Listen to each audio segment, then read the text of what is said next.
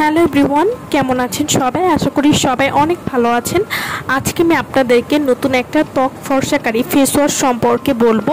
এই ফেস ওয়াশটির নাম হচ্ছে papaya and rice milk foaming face wash. এটি 150 মিলির একটি প্রোডাক্ট হবে এবং এটি থাইল্যান্ডের একটি প্রোডাক্ট।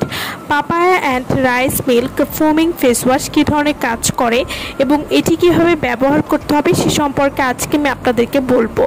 যারা ত্বকে কোনো রকম নাইট ক্রিম ব্যবহার ছাড়া একটা ফেস ওয়াশের মাধ্যমে ত্বককে ধবধবে সাদা ফর্সা করতে চাচ্ছেন, তারা কিন্তু papaya and rice milk foaming face ওয়াশটি ব্যবহার করতে পারেন।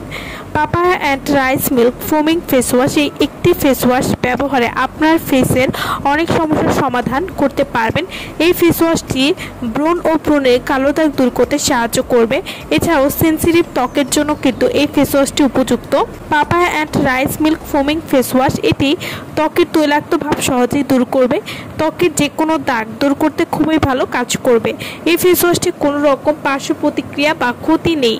Papaya and rice milk face wash এটি ত্বকের পোর্স ছোট করতে সাহায্য করবে, বা যাদের ত্বকে গর্ত রয়েছে বা ছিদ্র রয়েছে সেই ছিদ্র টাইট করতেও এই ফেস ওয়াশটি খুবই ভালো কাজ করবে।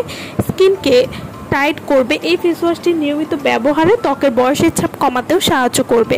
Papaya and rice milk face wash এই ফেস ওয়াশটিতে যেহেতু পাপায়া এবং রাইস মিল্ক রয়েছে, যা আপনার ত্বককে গভীর থেকে পরিষ্কার করবে এবং ত্বকের যে কোনো দাগ দূর করতে খুবই ভালো কাজ করবে এবং ত্বককে ফর্সা করবে। Papaya and rice milk face wash এটি মরা চামড়া দূর করবে, স্কিনকে গ্লো করতেও কিন্তু সাহায্য করবে।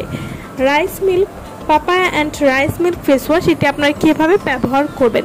নর্মাল ফেস ওয়াশের মতো এই ফেস ওয়াশটি ব্যবহার করতে পারেন এবং ভালো রেজাল্ট পেতে সকাল এবং সন্ধ্যায় ব্যবহার করবেন। এভাবে নিয়মিত ব্যবহার করলে আপনারা একটা ভালো রেজাল্ট বুঝতে পারবেন।